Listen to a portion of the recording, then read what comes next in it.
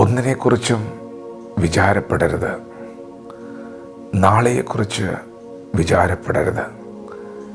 എന്ത് തിന്നും, എന്ത് കുടിക്കും, എന്തൊടുക്കും എന്നതിനെക്കുറിച്ച് വിചാരപ്പെടരുത്.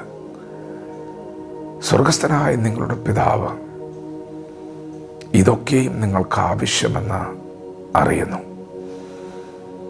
ദൈവത്തിൻ്റെ മാറ്റമില്ലാത്ത വചനം ശ്രദ്ധിക്കുന്ന പ്രിയപ്പെട്ടവരെ, നിങ്ങളെക്കുറിച്ച് വിചാരമുള്ള ഒരു പിതാവ് നിങ്ങൾക്ക് വേണ്ടി കരുതുന്നതുകൊണ്ട് നിങ്ങൾ ഒന്നിനെക്കുറിച്ചും വിചാരപ്പെടരുത്. ആകാശം ഭൂമിക്ക് മീതെ ഉയർന്നിരിക്കുന്നത് പോലെ നിങ്ങളെക്കുറിച്ചുള്ള ദൈവത്തിൻ്റെ വിചാരങ്ങൾ ഉയർന്നിരിക്കുകയാണ്.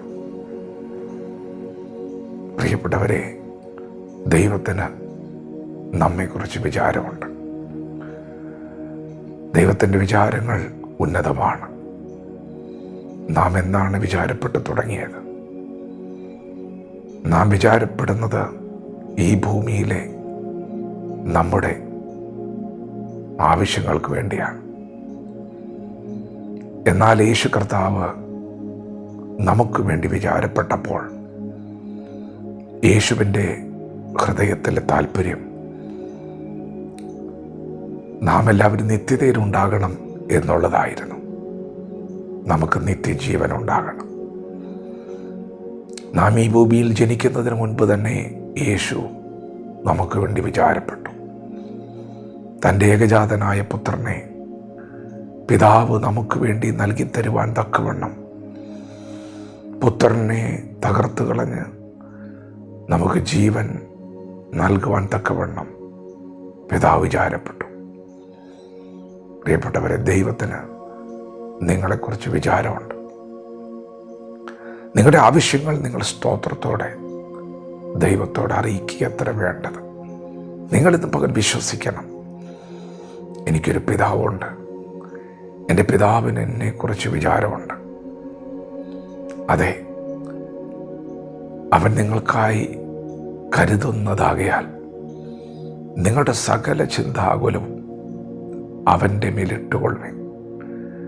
പ്രിയപ്പെട്ടവരെ, നമുക്ക് ആവശ്യമായിട്ടുള്ളത് എന്താണെന്ന് നമ്മുടെ പിതാവിനറിയാം. ഇന്ന് പകൽ നമുക്ക് ആവശ്യമായിരിക്കുന്നത് ഈ ഭൂമിയിൽ ഏതെങ്കിലും ഒരു ഭൗമികമായ ആവശ്യങ്ങൾ നിറവേറപ്പെടുന്നതിനേക്കാളും ഒക്കെ അപ്പുറമായി ദൈവത്തിൻ്റെ സാന്നിധ്യം, ഞാൻ നിന്നെ കൈവിടുകയില്ലെന്ന് പറയുന്ന സാന്നിധ്യം, കൂടെയുണ്ടെന്ന് പറയുന്ന സാന്നിധ്യം, ആ കരത്തിൻ്റെ സ്പർശനം ഒന്ന് അനുഭവിക്കാൻ കഴിയുന്നതാണ് നമ്മുടെ ജീവിതത്തിലെ ഏറ്റവും വലിയ ആവശ്യം. പ്രിയപ്പെട്ടവരെ, ദൈവം കൂടെയുണ്ടെങ്കിൽ, ദൈവം അടുത്തിരിക്കുന്നത് കാണാൻ വിശ്വാസത്താൽ കഴിയുന്നുണ്ടെങ്കിൽ,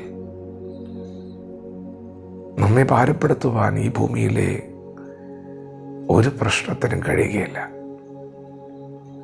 അതെ, ദൈവസാന്നിധ്യമാണ് ഏറ്റവും വലിയ നിറവ്. വചനം നിങ്ങളുടെ അകത്തുണ്ടെങ്കിൽ സാന്നിധ്യം നിങ്ങളോട് കൂടെയുണ്ട്. യേശു പറഞ്ഞു, തന്നോട് യാചിക്കുന്നവർക്ക് എത്ര അധികം പരിശുദ്ധാത്മാവിനെ പിതാവ് നൽകും. അതെ, നമുക്കിന്ന് പകൽ ആവശ്യമായിരിക്കുന്നത് പരിശുദ്ധാത്മാവിനെയാണ്. നമുക്കിന്ന് പകൽ ആവശ്യമായിരിക്കുന്നത് ദൈവസാന്നിധ്യമാണ്. ഇന്ന് പകൽ പരിശുദ്ധാത്മാവിന് വേണ്ടി എത്ര പേർ ദാഹിക്കും?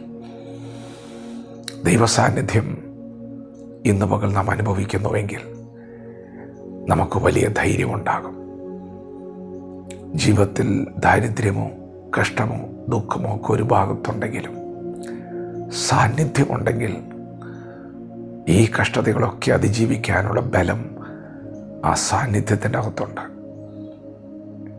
ഇന്ന് പകൽക്കാലം ആവശ്യമറിഞ്ഞ് പ്രവർത്തിക്കുന്ന, കരുതുന്ന, വിചാരപ്പെടുന്ന ദൈവത്തിൻ്റെ മുൻപിൽ സ്തോത്രത്തോടെ സകലതും അറിയിക്കുക. ഒപ്പം തന്നെ ദൈവസാന്നിധ്യത്തിന് വേണ്ടി കൊതിക്കുക. ദൈവം നമ്മെ ഓരോരുത്തരെയും ഈ പകൽ അനുഗ്രഹിക്കുമാറാകട്ടെ. ആമേൻ.